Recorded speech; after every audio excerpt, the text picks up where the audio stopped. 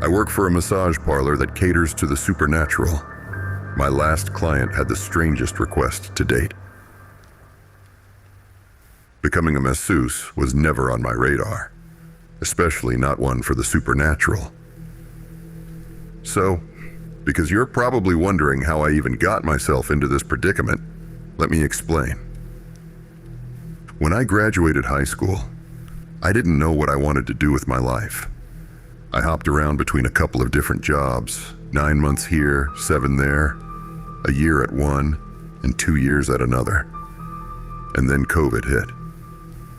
During that time, I was mostly single, and if any of you folks are single, you know about this incredibly annoying, all-consuming, indescribably bothersome feeling called touch deprivation. Now I know what you're thinking. Just get a weighted blanket. Sleep with a body pillow. Snuggle a dog or a cat or some other freaking animal. Trust me, I've heard it all. But there was one idea that I did consider: getting a massage. His name was Caleb, and I swear to you, either I was worse off than I thought, or this man really did have the magic touch. So magical, in fact, that it inspired me to become a masseuse myself. When I finished my training, I applied at several places, but one in particular piqued my interest: supernatural sensations. I'll be completely honest with you. I know how that sounds, but the place was legit. And it wasn't one of those weird places that promises you a happy... Well, I'm not going to elaborate on that, but you know what I mean? It was honest. Good work. When I first started working at Supernatural Sensations, there were 5 other employees, and I was the 6th.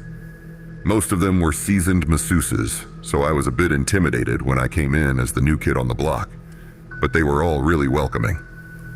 Except for Veronica Svetlosini, my manager. So, I just wanted to go back over the rules with you. I know I briefly touched on it when you came in for your interview, but... She paused, sharp eyes meeting mine as she stared down the bridge of her nose at me. I'm going to be upfront with you. When I said we catered to a special type of clientele, the 1%, I didn't mean the elite or the rich or anything like what you were probably thinking.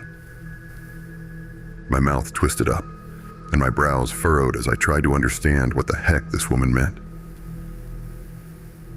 What in the world did I get myself into? That was my first thought. My second thought was, just what type of clients am I dealing with then? Let me elaborate.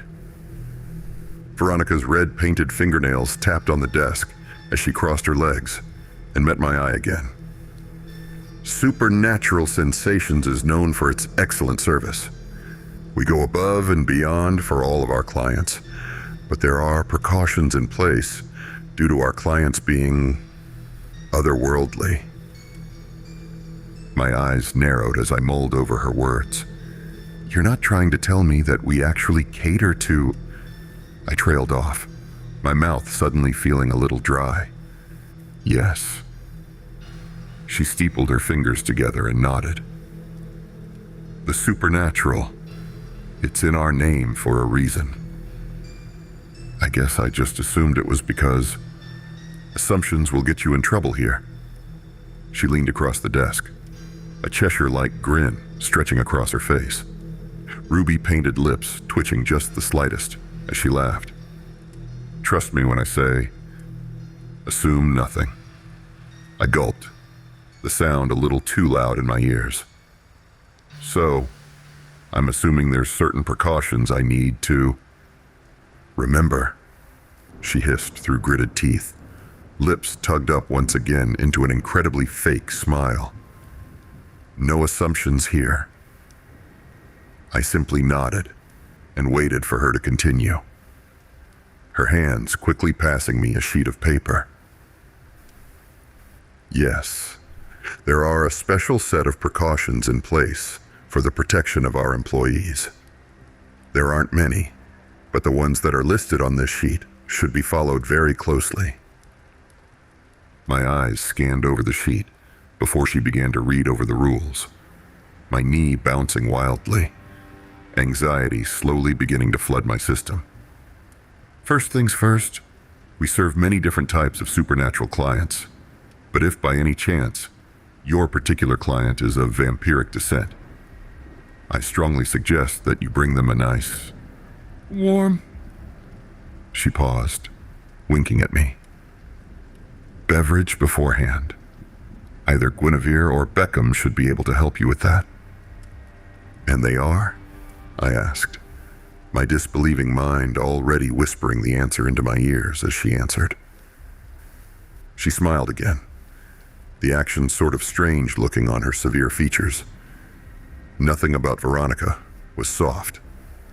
Thick, raven-colored hair came to a stop right at her chin, and jet black eyeliner lined her sage green eyes, the wings on the end of them sharp enough to kill. A part of me almost wondered if she, herself, was otherworldly. There are donors. Her pointer finger drifted to rule number 2, barely giving me a chance to come to terms with the first. Rule number 2. When dealing with any type of aquatic creature, I suggest wearing earplugs. They are to tell me exactly what services they're interested in prior to their appointment, so there shouldn't be any need for them to converse with you whatsoever. When I raised a brow at her statement, she continued, a mischievous gleam in her eyes. Kelpies and sirens are known for being quite convincing. They're easy on the ears, voices smooth as silk, but let them worm their way into your mind, and you'll find yourself in quite the predicament. And if they do need something or they do anything strange, I asked, my eyes landing on the little metal bucket of orange earplugs behind her desk. You press the silver button under the massage table, and Jeff will be in to assist you. He can be very persuasive if the client shows signs of being potentially unruly. And I'm guessing Jeff isn't human? If that's the case, what is he exactly? Veronica laughed, a strange cackling sound bursting forth from her lips. Don't worry about that. Just be glad that he's working for us instead of against us. Her cat-like eyes almost seemed to glow as she winked at me before continuing on to the last rule. There are lots of other tips and tricks you'll probably pick up on from the other employees, but these 3 are the ones that we always go over with new hires. With a tap of her finger on the last rule, she started in again. The last and final rule is very important. Prior to scheduled appointments, if we get a new client, our receptionist, Paloma, always asks them what supernatural category they fall into. But on the odd chance that someone slips through who isn't what or who they say they are, grab the bottle of massage oil that says Aqua Benedicta, immediately dump it on the client, and press the silver button under the massage table that calls for Jeff. My fingers fidgeted with the little silver ring on my pinky finger as I recounted her words. What type of clients are the most dangerous? The demonic ones, she simply replied. Her eyes narrowed to slits. Those are the worst. We try our best not to discriminate, but I can't tell you how many issues we've had with their kind. After what happened to one of our last masseuses, though, we've buckled down and made the decision to outright decline any and all of their appointments, so you shouldn't have any run-ins with them. Yeah, okay. I awkwardly laughed, my hand coming up to scratch the back of my neck. Thanks, that makes me feel a lot better.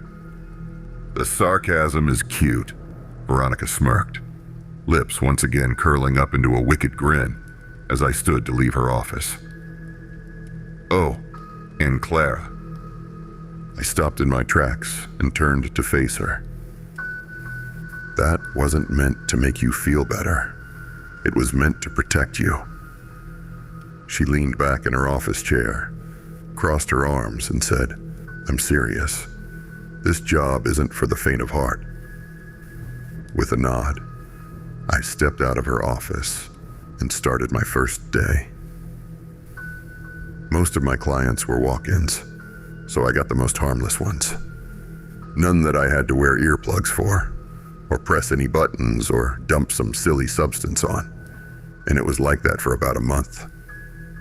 Somewhere around 3 months in, I got my first Kelpie client, who, of course, tried to speak to me. Jeff was quick to set them straight, though, taking over the rest of my appointment and sending them out the door with a look of terror plastered across their face that instantly made me never want to find out what he was exactly, or what went on in that room after I left. My first vampire client wasn't until month 5 of my employment. I quickly offered them a warm beverage, also known as Guinevere's Spectacular A+ Blood, and then got to work on their massage. They were well behaved. We even had a nice little banter between the two of us, and then they rescheduled a few weeks out. Everything was smooth sailing, and I'd almost gotten past the fact that I worked for a supernatural massage parlor instead of a normal one, until I met Adonis Moretti. The day started out like any other. I was completely booked as always, and had just finished with my last client for the day when Paloma asked if I'd be willing to take a walk-in. I glanced at the clock. 4:09 p.m. By this time of day, my hands were aching and my feet were sore, so I was more than a little hesitant. Not to mention that the parlor closed at 5, and I'd already started cleaning up my room. "Paloma, can none of the others take this one on? I've already started cleaning up and my day was jam-packed with clients." 2 of the other masseuses have already left for the day. Edith is out sick. Tana is still wrapped up with a client, and Raina is helping restock some things in the back. She paused a moment. Her eyebrows quirked up excitedly, and her bottom lip tugged between her teeth before she giggled and said, "Besides, he's incredibly handsome." I placed a clean towel over my massage table before turning around and leaning against the edge of it, a small smirk threatening to spill across my own lips. On a scale of 1 to 11, she blurted out, her laughter bouncing off of the walls before she covered her mouth and pointed outside towards the reception area. "I'm not kidding. This guy is like Greek god perfect. When he smiled at me, it was like angels started singing." I giggled before I rolled my eyes and said, "Okay, I guess I can squeeze him in." "What am I working with?" I asked, my hands hooked into the back pocket of my jeans. "He's part of the Fae, so he shouldn't give you any trouble besides maybe sliding in a joke here and there, but then again, they are known to be mischievous little tricksters." Paloma poked her head back out the door and waved to him before turning back to me. "He promised me that he would be on his best behavior, though." "Yeah, I've dealt with 1 or 2 of his kind before. Go ahead and send him in." Paloma sort of danced in place before she stepped out into the hall and whispered, "I promise you won't regret it." The second Paloma came tromping back down the hall with this new guest in tow. I couldn't help but gawk at the sheer size of the man. His head ducked under the doorframe as he stepped into the room, his presence almost as imposing as his size.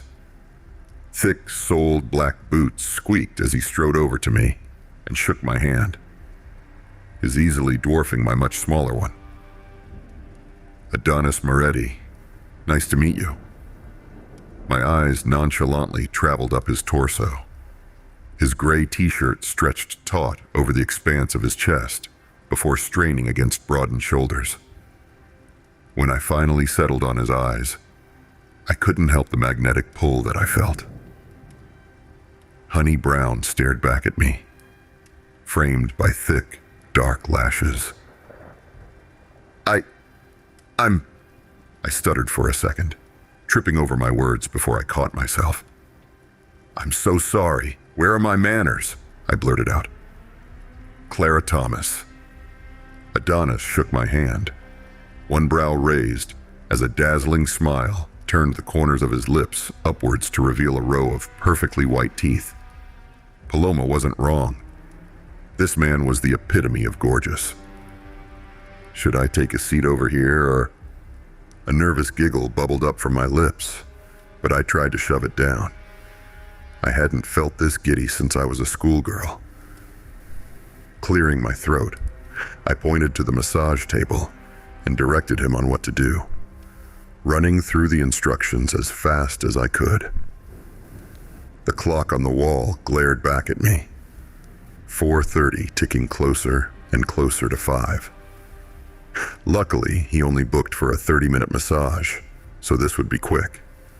Everything was perfectly fine during the first 15 minutes. It was the last 15 when things started to take a turn. "Say, what got you into this business?" Adonis asked, as I kneaded the upper portion of his back with the heel of my hands. I smiled and pressed down a little harder, trying to work out a knot. There's no easy way to say this than to just admit that I was sort of... I paused, the words dancing on the tip of my tongue. This is sort of embarrassing to admit, but I fell in love with this profession during COVID after a long bout of being single. I guess you could say I was kind of touch deprived, and it really seemed to help. So I figured, why not turn the very thing that helped me into a job that I can use to help other people? I shrugged. Similar problem or not? Moving on to his shoulders, I continued. I just like helping people. Why not become a doctor if you like helping people? He asked. I could hear the smirk in his voice. Yeah, I was not about to put myself through the tortures of med school. My hands smoothed over his shoulders one last time before they moved to his neck. So, touch deprivation then. He chuckled, the sound deep and warm, almost like it was caressing my ears. My body involuntarily leaned in closer to him as he spoke. So, are you still single then? The question caught me off guard, my cheeks slightly burning a light shade of red. This wasn't something I usually went into detail about with clients, but for some reason, I found the words tumbling out of my mouth before I could stop them. I am, actually. Adonis hummed in response. My eyes glanced back up at the clock before I proceeded to tie things up. He was quiet for the rest of the appointment, up until it was time for him to get dressed. Okay, that concludes your appointment, I said, placing my lotions and oils back on the cart. I'm going to step out of the room for a moment while you... Clara. I immediately froze. Come here. Before I realized what was happening, I turned and walked across the room, my legs suddenly growing a mind of their own. Excuse me? I stuttered out. Did you need something? An intense feeling of unease settled over me before my fingers twitched, eyes darting to the little silver button hidden under the massage table. I did need something, actually. His words trailed off as his hands reached out to grip my waist, tugging me closer to him. Something about him smelled intoxicatingly addictive, a mixture of sweet and spicy. It was flooding my senses and muddying my thoughts. In fact, he started, a wicked grin flickering across his lips. I think you need the same thing. This is not that type of massage parlor, sir. I stumbled over my words once again, my cheeks reddening more and more by the second. A dark chuckle shook free from him, the low timbre of it both terrifying and enticing me. Oh, you've got me all wrong. That's a tempting thought, but what I really want is to solve your little touch deprivation issue. His fingers slid under the fabric of my t-shirt, tracing circles on the exposed skin. I sucked in a breath, and then managed to shove a few words past my lips. "I'm fine, really." My attempt at trying to sound convincing was a complete and utter failure. I was far from fine. This man had a chokehold on my body that I couldn't seem to break, and my mind didn't know whether to be tempted by the thought of seeing just what he meant or running out of there like my pants were on fire. Either way, I was terrified. In one swift movement, his lips met the curvature of my ear, and a small gasp escaped my lips. The warmth of his breath fanned out against it as he spoke, but instead of feeling any type of pleasure, I paled at his words, fear doubling down and racing through my system like red-hot lava. "Let me under that pretty skin of yours," he growled, "and I promise you that you'll never suffer from touch deprivation ever again." Sharp breaths left my lips as my chest heaved. My fingers itched to press the button and call for help, but it was as if my body had betrayed me, bending helplessly to his will. "What?" I clenched my eyes shut and fought to shake the haze that was starting to cloud my mind. "What are you?" I hissed through tightly clenched teeth. "You're not a fae." "Correct," he breathed, the tip of his tongue darting out to trace the shell of my ear. "Try something a little more demonic." Chills rained down my arms as I shook my head. "Stop," I pleaded. "Please don't do this." "Tell me what I am," he commanded. "Say it." I don't know what type of demon you are," I whimpered as he brushed back a strand of my hair. "You poor little lamb," he crooned. "I'm best known as an incubus, and right now," he sucked in a breath, his other hand tilting my chin up to meet his gaze, "I intend to possess you, body and soul." A loud thump sounded from behind me, Adonis's eyes immediately narrowing. "Jeff," he spat. "Lovely to see you." "Release her," he ordered, his voice slicing through the haze that settled over my mind. My legs felt like jelly, but I immediately ran towards the door and shoved past Jeff. I can't exactly explain what all happened in that room, or how Jeff handled the situation, but I can tell you one thing. The ungodly shrieks that I heard as I bolted out of there could only be described as pain and agony in the worst ways imaginable. When Jeff finally finished whatever torture he had inflicted on Adonis, he nodded towards the broom closet and mumbled, "Grab as many cleaning supplies as you can. We need to get this room cleaned up before tomorrow." I didn't know what I was expecting when I stepped in, but this far surpassed it. A black, inky substance clung to walls, oozing off of it like a gelatinous sludge. Various bits of brain matter clung to the floor like fragments of lumpy oatmeal, thick and slimy. My eyes shot over to Jeff, and I couldn't help the terror that coursed through my veins the second I saw him stop and admire his work, the ghost of a smile on his lips. It took the both of us a little over 3 hours to scrub that room clean. I still don't know what Jeff did with the rest of the body, as I never saw it. But my mind couldn't help but circle back to one singular thought. Veronica was right. And I am so incredibly glad that Jeff works for us and not against us. I've been at Supernatural Sensations for about 2 years now. And although I'm not quite sure what Jeff does to the unruly clients, or what he is, I have learned one thing. Jeff feeds on pain. After that incident, the screening process up front became much more extensive. And although I continue to work for a massage parlor that caters to the supernatural, "Let me under that pretty skin of yours" is still the strangest request I've had to date.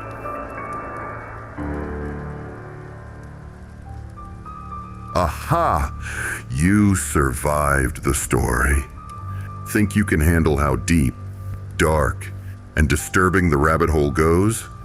Click on the playlist and let me know in the comments where your breaking point is.